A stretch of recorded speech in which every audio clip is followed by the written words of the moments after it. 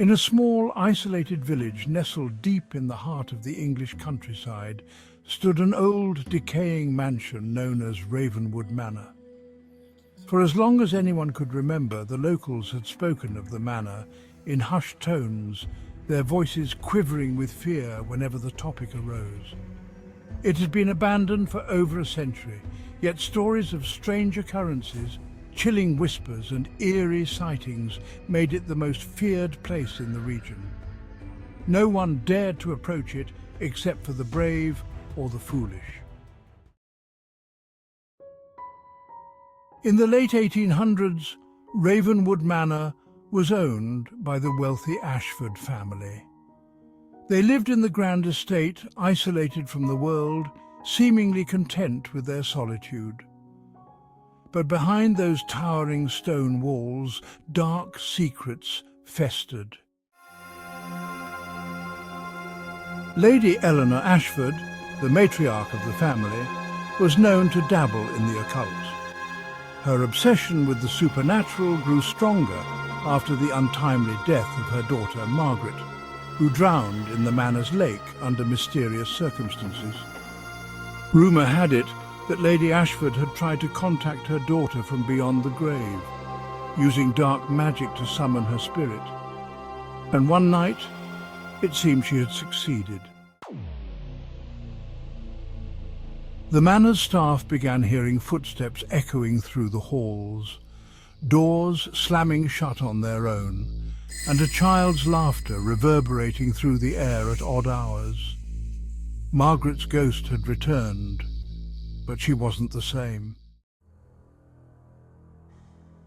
One by one, the housemaids and groundskeepers began to leave the manor, claiming they had seen the ghostly figure of a young girl with cold, dead eyes wandering the halls at night. They spoke of hearing her whisper their names, of feeling an icy breath on their necks even when they were alone. But the Ashford family refused to leave. Lady Ashford insisted that her daughter's spirit was simply lost and needed guidance. But what she didn't realise was that something far more sinister had taken hold of the house. Then came the night that sealed Ravenwood Manor's fate. It was a cold autumn evening, the wind howling outside as the storm approached. The remaining servants had locked themselves in their quarters, too terrified to be caught wandering the halls after dark.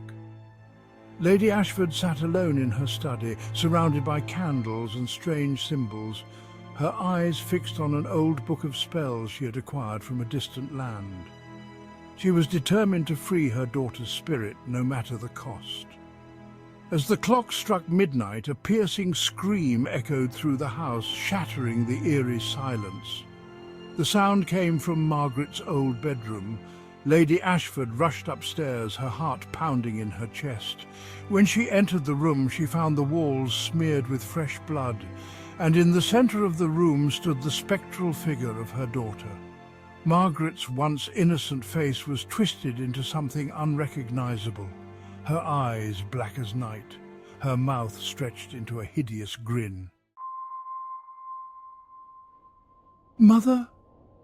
Margaret's voice was cold, a mere whisper, yet it echoed through the room. "You brought me back, but now I'm not alone." Before Lady Ashford could react, the room's temperature plummeted and shadowy figures began to appear, ghostly apparitions of those who had died in the house over the years.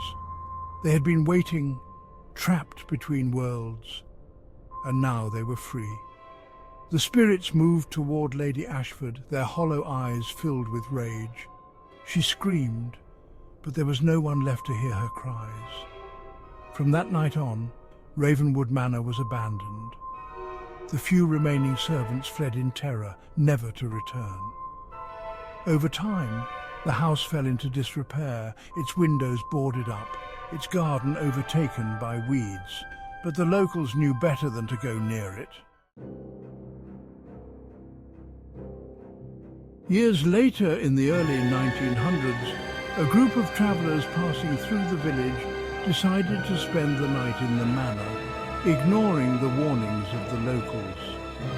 They were curious about the stories, thinking they were nothing more than superstitions. That night, as they settled in, the strange occurrences began immediately.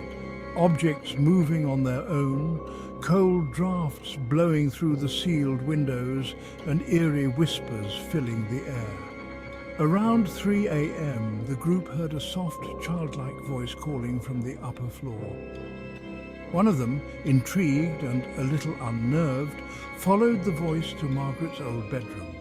As he opened the door, his flashlight flickered, and standing in the corner was the ghostly figure of a little girl, her black eyes staring straight through him. "Help me," she whispered, her voice trembling with fear. Before he could respond, the air in the room became thick with a dark presence. The other spirits began to manifest. Angry, vengeful souls trapped within the walls of Ravenwood Manor. The temperature dropped, and the group was soon surrounded by the restless dead. Panicking, they tried to escape, but every door they reached slammed shut before they could open it. The whispers grew louder, the shadows closing in around them. They were trapped. One by one, the travelers vanished into the darkness, their screams echoing through the night. By morning, the manor was silent once more.